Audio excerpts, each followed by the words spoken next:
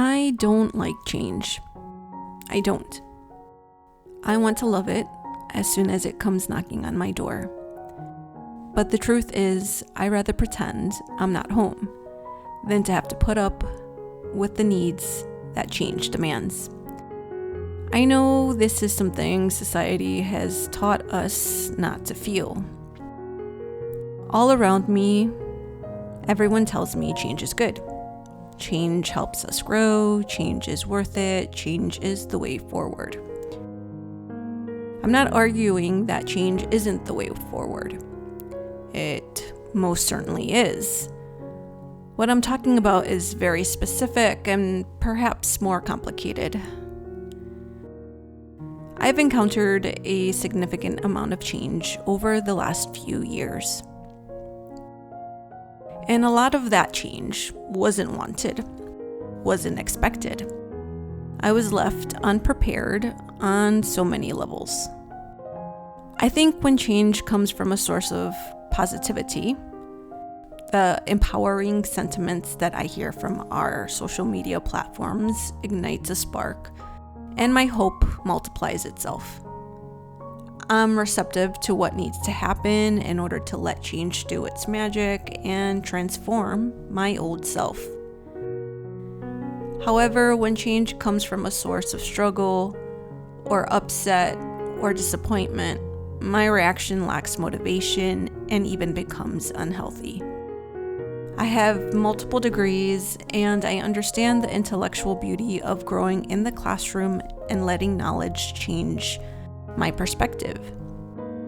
I have felt rich with knowledge as I would step out of my medieval literature classes or my Latino-Latina studies classes. I no longer saw art as meaningless or superficial. I no longer rolled my eyes upon hearing the history behind Chicanismo. I know that change is the catalyst for becoming a better person. A person who believes in empathy, compassion, love.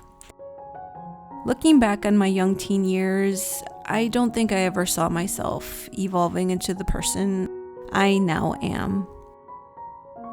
I care about the world in ways I didn't know how to back then. I see and feel the connections of different communities to my own community. I have a voracious appetite to investigate and never accept information as being the truth without analysis. I'm an ally, and that's what keeps my heart beating now. Change lifted the veil which I had slept under for most of my life. The concept of unity and understanding how my safety in society depends on being in good relations with my Black and brown brothers and sisters was lost on me. It's not that I didn't care, but I didn't feel connected to this cause, this need. I didn't feel like this work applied to me. Change encouraged me to return to the communal ways of my culture and ancestors. I've enjoyed this change. I'm proud of this change. So what about the other change? The change that has been forced upon me in a painful way.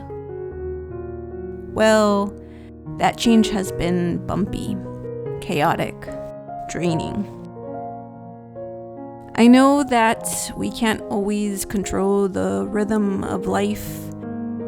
I know part of the human experience is to adapt. But I do feel there is a limit that we each have. And over the years, starting from my youth, the limit was being approached. In my 20s, the limit was starting to budge at the seams.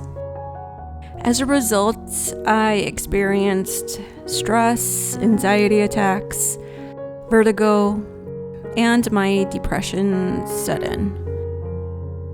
In my early 30s, my limit was punctured, and in my late 30s, my limit was completely destroyed. I tipped into a depression that was the deepest I had ever experienced.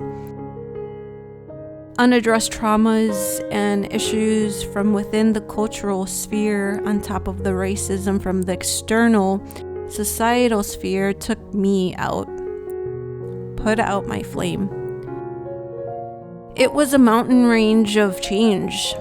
I had to deal and heal from different pains, losses, in order to move forward. I had to change, and this change would consist of many small changes. I couldn't at first. It felt overwhelming. I felt like I didn't deserve to have to put in this level of work again. I had gone through enough, and I was angry.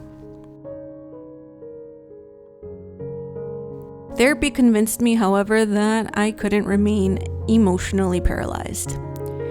And while I've talked through my feelings and experiences, the limit I once had, the tolerance, has never rebuilt itself. At this point, that tolerance is gone for good. That limit, that tolerance had been a cup filled with words from other people that held me back. Words that slowly eroded my unique spirit, my worth.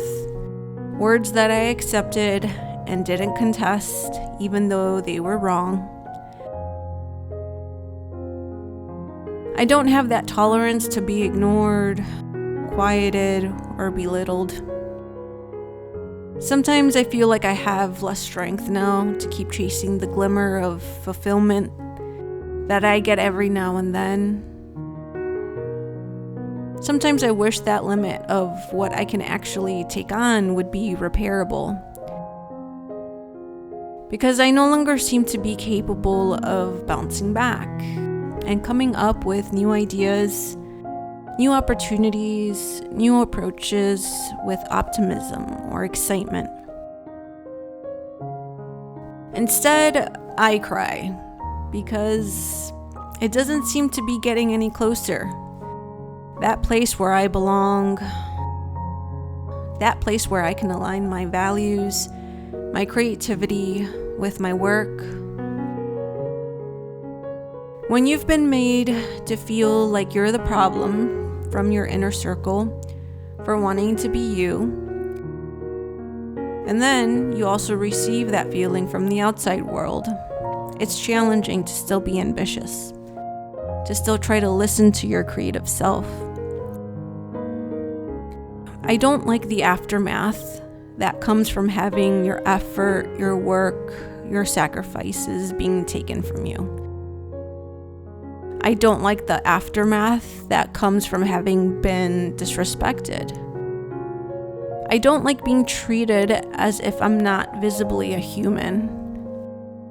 I don't like the invalidation of racist behavior and communication. The change that's required to build again from these traumas isn't linear. And recently, I've come to realize that perhaps I won't ever be able to be the change I need to reach my full potential. And perhaps that's okay. Since I've had to step away from academia as a researcher, I've been trying to change. I've been trying to carve out a path as a creative. I've been trying to replace what I once had. I've been trying to find an avenue to use my storytelling and my art journey to help others and perhaps pass on insight, lessons. And yet, I don't think I'm over not being able to be the educator in the classroom like I set out to be many, many years ago. I like to dive into serious topics, not because I like to be serious, but because the impact is felt by everyone. My Black brothers and sisters, more specifically. I care about my life and the lives of others, and the lives of those generations that will come after me. I would love to believe in the goodness of change again, that I will find my place, that I will be proud of myself again, that I will acquire the tolerance again to build and overcome obstacles. I don't know if this will happen. Sometimes I think and feel I'm a little too broken to proceed with the fierceness I once had. Or maybe it's a time thing. Maybe more time has to pass before I'm able to fight again, to be a fighter. Change can be inspirational. Change can lead to great things. But change can also lead to detours that never leave us the same. And I guess I want to let you know that that's what's going on here. That if anyone feels this way, that you're not alone. Because I live in a beautiful part of the world with the best partner I can ever have, doesn't mean I don't live in the gray. Thank you for joining me on this sketch, friends. I have one more lesson and then I'm done with my course. I'm still figuring out what's the next step. I'm sure I'll let you know soon. Until then, stay safe and see you next week.